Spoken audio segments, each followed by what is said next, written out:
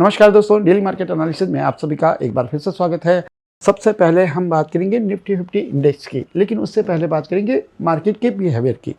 अगर आप ध्यान देंगे तो प्री मार्केट एनालिसिस में मैंने आपसे क्या कहा था, हम एक बहुत टाइट मार्केट में ट्रेड कर रहे हैं जिसके ब्रेकआउट पे भी ट्रस्ट नहीं है, ना अपसाइड में और ना ही डाउन साइड में। इंट्राडे में भी आपको ये चीज़ देखने को मिलेगी।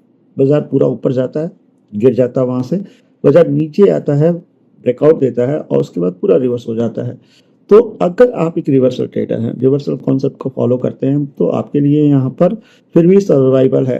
लेकिन अगर आप ब्रेकआउट ट्रेड करते हैं तो यहाँ आपके लिए बहुत दिक्कत होने वाली है कि यहाँ ब्रेकआउट चाहे अप साइड का हो वो भी ट्रस्टेबल नहीं है, चाहे डाउन साइड का हो वो भी ट्रस्टेबल नहीं है। अगर आप रिवर्सल ट्रेडिंग स्ट्रेटजी के कॉन्सेप्ट को समझेंगे तो शायद यहाँ पे ट्रेड कर पाएंगे, शायद आपका यहाँ सर्वाइवल हो जाएगा। अदरवाइज यहाँ पर सर्वाइवल होना बड़ा मुश्किल है।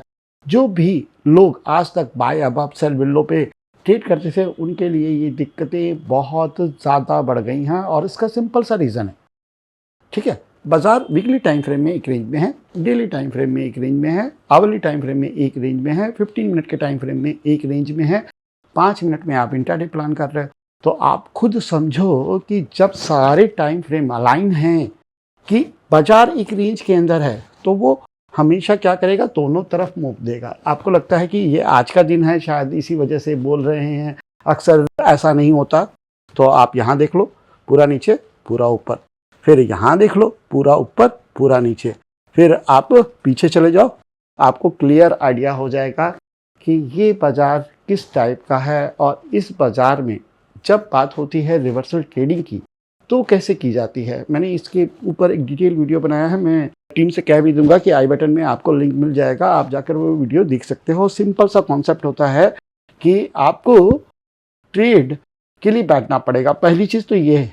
और यही कई लोगों से होता नहीं कि आप अपनी अपॉर्चुनिटी के लिए इंतज़ार करो। 9:15 पे बाजार स्टार्ट होता है, बाजार डिसाइड करेगा कि वो आपको 12 बजे ट्रेड देगा, 2 बजे ट्रेड देगा कि 3 बजे ट्रेड देगा। आप नहीं डिसाइड कर सकते। और ये पेशेंस अगर आपने नहीं रखा तो आपको फिर दिक्कतें होंगी ही होंगी। फॉर्मर में आपके पास 50 ट्रेड होंगे। अब रिवर्सल कॉन्सेप्ट कहता है कि हाई अगर लगा है तो उसका लो प्रीवियस हाई, जब तक हायर हाई चलता रहा है, ठीक है, अपसाइड में, तब तक आपको कुछ नहीं प्लान करना है। जैसे ही लो टूटेगा ये आपका एंट्री पॉइंट रहेगा और उसके ऊपर का हाई स्टॉप लॉस रहेगा। जो भी प्रीवियस वीक है वो आपका टारगेट रहेगा। सिंपल सा मेथड है जिसे आप यूज़ करके इंट्राडे प्लान कर सकते हैं। चाहे किसी भी जगह पे आप देखोगे आपको बहुत ही परफेक्ट ट्रेड मिलेंगी। ऐसा नहीं है कि बाजार आपको ट्रेड नहीं देता। रेंज मार्केट है, ब्रेकआउट नहीं आ रहा, मैं क्या करूं? अरे भाई, जैसी बाजार है वैसी रहो ना। आप तो सुरमा नहीं हो ना कि आप बाजार के मालिक हो, आप चलाओगे बाजार? नहीं, बाजार चलेगा, आप उसको फॉलो करोगे। अगर फॉलो नहीं करोगे तो ये दिक्कतें होंगी ही होंगी। मैंने ये एनालिसिस प्री मार्केट में शेयर किया था, मैं आपको एक बार दिखा भी देता हूँ। अगर आपको चार्ट नहीं समझ में आता तो यहाँ पे दिखाने की कोशिश की है कि यहाँ से सपोर्ट लिया, फिर यहाँ से सपोर्ट लिया, और जब गैप डाउन हो गया तो ये लेवल क्या है, रेजिस्टेंस है। एक बार रिजेक्ट हुआ, 2 बार रिजेक्ट हुआ, तीसरी बार यहाँ पे ब्रेकआउट हुआ। यहाँ पर भी हर्डल है, यहाँ पर भी हर्डल है। तो लॉन्ग प्लान करते समय आपको ये समझदारी रहनी चाहिए कि आपको स्कैल्पर मोड में रहना है और जहाँ से भी रिवर्सल मिलेगा आपको ट्रेड पकड़ना ही पकड़ना है।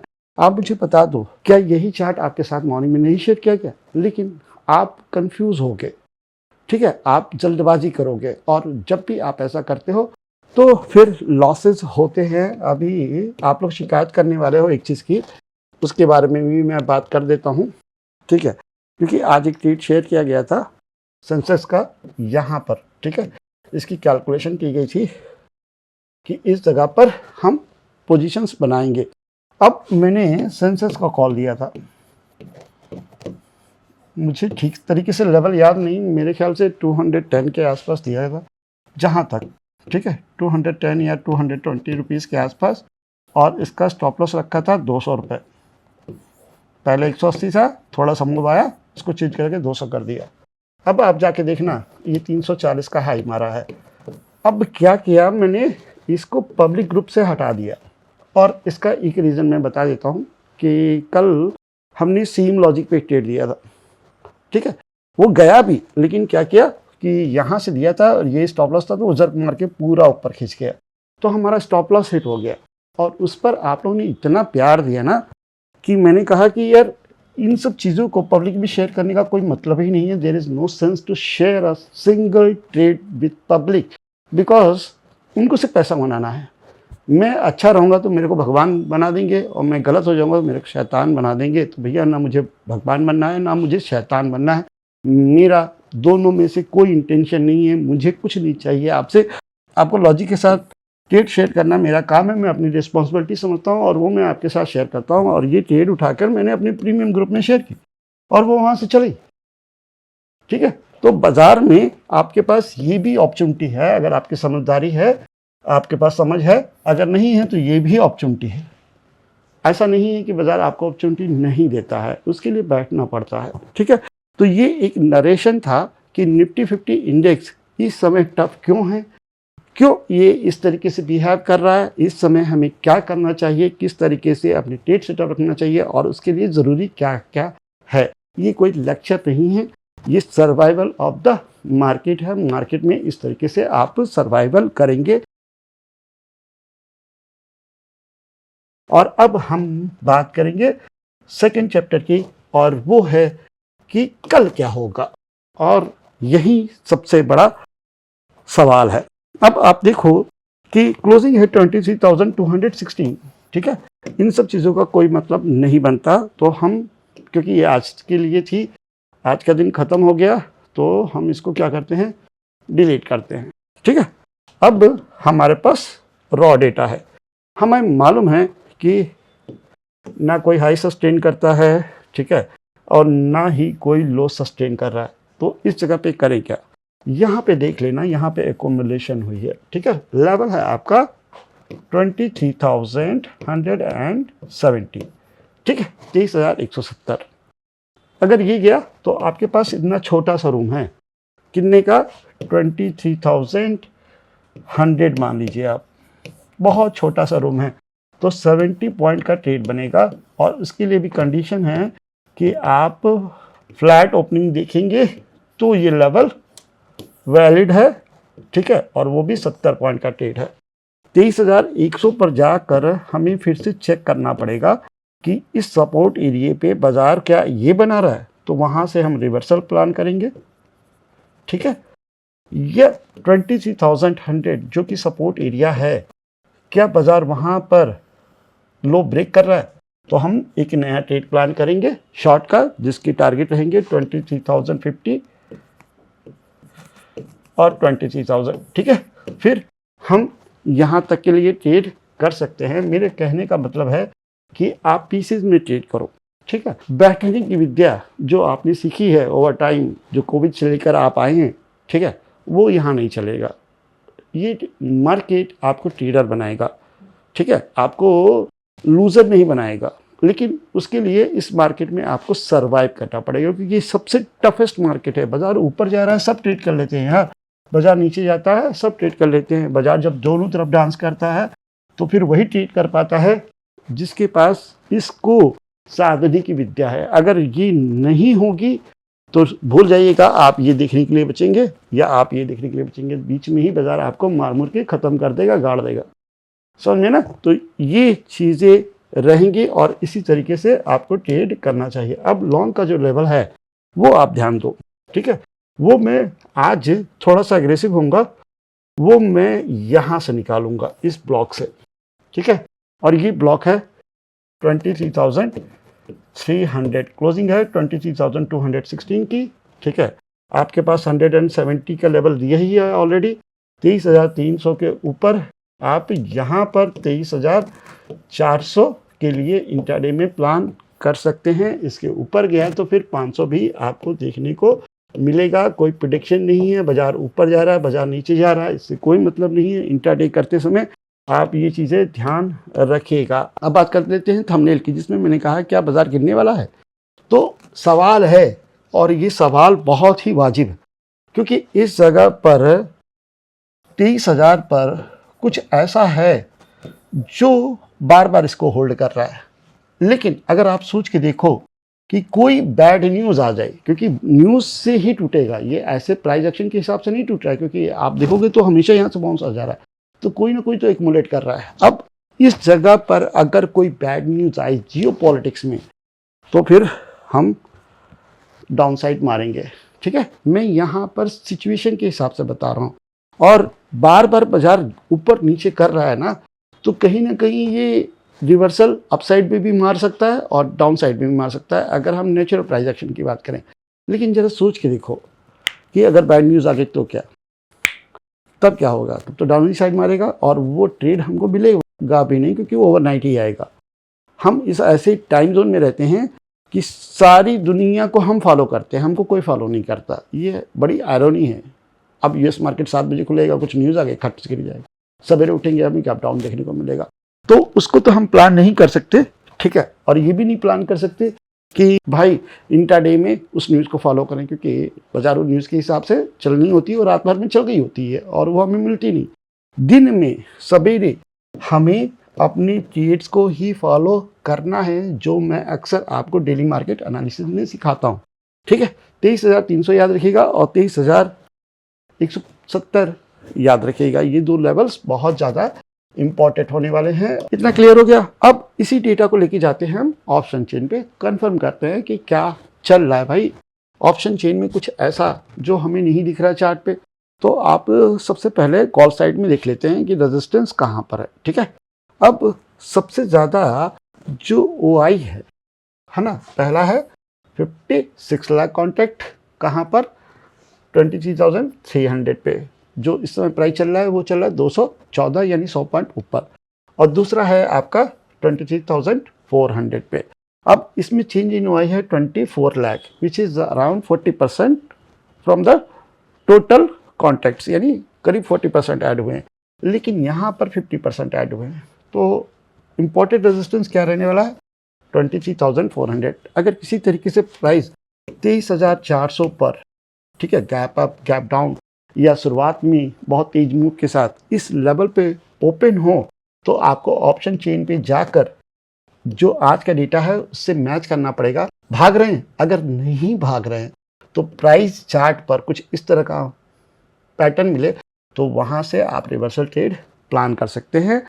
ऑप्शन चेन केवल और केवल आपको रेजिस्टेंस एंड सपोर्ट बताता है। ये बताता है कि मोस्टली कॉन्ट्रैक्ट्स किस जगह पे खड़े हैं, क्या ऑप्शन चेन के हिसाब से सपोर्ट एंड रेजिस्टेंस आ रहा है, किस तरीके से लोग अपनी पोजीशन को हेज या मैनेज कर रहे हैं। अब उसी तरीके से अगर मैं पुट साइड में आता हूँ, तो पुट साइड में मेरे को जो OI सबसे हाई OI, लेकिन देखें तो सारी पोजीशन हेज दिख रही हैं। 23,200 पे 50 लाख कॉन्ट्रैक्ट्स हैं, लेकिन उस आज कितने ऐड हुए 5,75,000, यानी एग्जिस्टिंग पोजीशंस हैं, फ्रेश बहुत ज़्यादा ऐड नहीं हुए। 23,100 पे भी आपको 40% मिलेगा। तो अभी के लिए तो हम इसी को मान के चलते हैं, 23,100 सपोर्ट रहेगा और उसके बाद 23,000 तक हमको सिचुएशन देखने को मिल रही है। तो इन पॉइंट्स पर, ठीक है, आप ध्यान रखना है इस पॉइंट पर, ठीक है, 23,100 पर आपको प्राइस को ध्यान देना है। अगर यहाँ पर आपको फ्रेश पोजीशन ऐड होते दिखी, यानी प्राइस नीचे जा रहा है लेकिन पुट OI क्या हो रहा है, ऐड हो रही है, बढ़ रही है, तो सर्टेन पैटर्न अगर मिल जाए तो बहुत अग्रेसिव ट्रेड बनता है। ऑप्शन चेन का सिर्फ इतना काम है। ठीक है, क्लियर हो गया। ऑप्शन चेन को गलत मत लीजिएगा। यहाँ पोस्ट मार्केट डेटा पे ये डाटा है और लाइव मार्केट में डाटा फ्लक्चुएट होता है, चेंज होता है, प्राइस के हिसाब से मूव होता है। तो उस समय भी आपको ऑप्शन चेन को कंफर्म करने के लिए कि क्या करना चाहिए, क्या है इस जगह पे, ये आप वहाँ से कंफर्म कर सकते हो। तो ऑप्शन चेन एक सेकेंड कंफर्मेशन होती है, उसको मिक्स करोगे प्राइस के साथ में तो आपको अच्छे रिजल्ट्स मिलेंगे। ठीक है, अब बात करते हैं बैंक निफ्टी की। इसको समझना बहुत ज़रूरी है क्योंकि ये एक बहुत ही अच्छे जोन पे ट्रेड कर रहा है, ये ध्यान दो। ठीक है, अगर बैंक निफ्टी इंडेक्स ट्रेड करते हो ना, तो इस कैंडल को क्या कहते हैं बताना, और आज का लो टूटा तो खतरनाक शॉट क्यों नहीं बनता है ये समझाओ। ये एक ऐसा जोन है जिसे आप डबल टॉप कह सकते हो, इक्वल हाई कह सकते हो, और यहाँ पे दो चीज़ें होंगी, या तो प्राइस ब्रेकआउट करेगा या यहीं से गिर जाएगा, रिवर्स कर देगा। दो ही चीज़ें होंगी, तीसरी नहीं होगी। अब उस पर भी अगर आज के दिन ये कुछ इस तरह की कैंडल बना दे तो आप खुद समझे। अब आप इसको कोई भी नाम दे दें, मेरे को नाम से मतलब नहीं है, मेरे को सेंटीमेंट से मतलब है।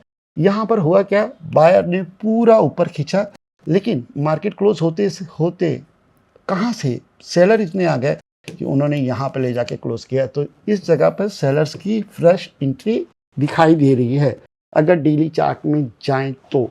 और यही चीज़ अगर हम इसी सेंटीमेंट को ले के आए 15 मिनट के चार्ट पे, है ना, तो हमें मालूम है कि क्या करना है। 55,000 थोड़ा सा बफर भी रख लिया 108 पॉइंट का, ठीक है।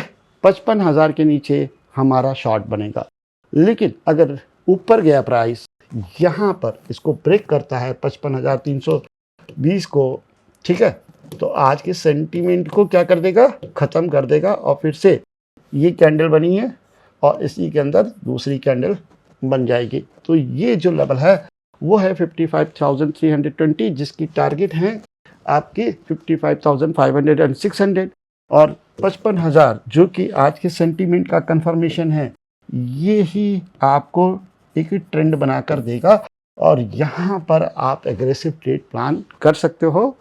400-500 पॉइंट के यहाँ पर भी आपको ट्रेंड देखने को मिलेंगे। तो बैंक निफ्टी इंडेक्स इस तरीके से कुछ काम कर रहा है, तो फोकस बैंक निफ्टी इंडेक्स पे ज़्यादा रखिएगा। निफ्टी 50 इंडेक्स उतना ज़्यादा हिल नहीं रहा है। मैं मानता हूँ कि मंथली एक्सपायरी होने की वजह से प्रीमियम बढ़े हैं, लेकिन चल वही रहा है, और वो आप डिसाइड नहीं कर सकते हो, या आपकी मर्जी के हिसाब से स्क्रिप्ट नहीं बनेगी। जहाँ अपॉर्चुनिटी है वहाँ ट्रेड करो। सेंसेक्स में भी सेम कंडीशन है, ठीक है।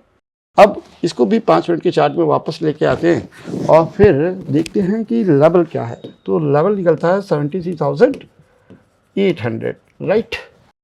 और अगर लॉन्ग प्लान करना है तो ये जो पूरा जोन है, ठीक है, ये सबसे इम्पॉर्टेंट है, क्योंकि यहीं से पहले सपोर्ट लिया गया, दूसरा सपोर्ट लिया गया, और फिर यहाँ ब्रेक हुआ, और इसका हाई है आपका 74,400, क्लोजिंग है करीब 74,000 के पास में। तो 74,400 के ऊपर लॉन्ग है, जिसकी टारगेट 74,600 और 73,800 ब्रेक हुआ। तो हम 73,500 से 400 तक जा सकते हैं, और इसी को हमें इंट्राडे में प्लान करना चाहिए, ठीक है। कोई डाउट हो कमेंट्स में ज़रूर पूछिए। कोशिश मेरी पूरी है कि मैं आपको हर एक चीज़ सिखाऊं, समझाऊं।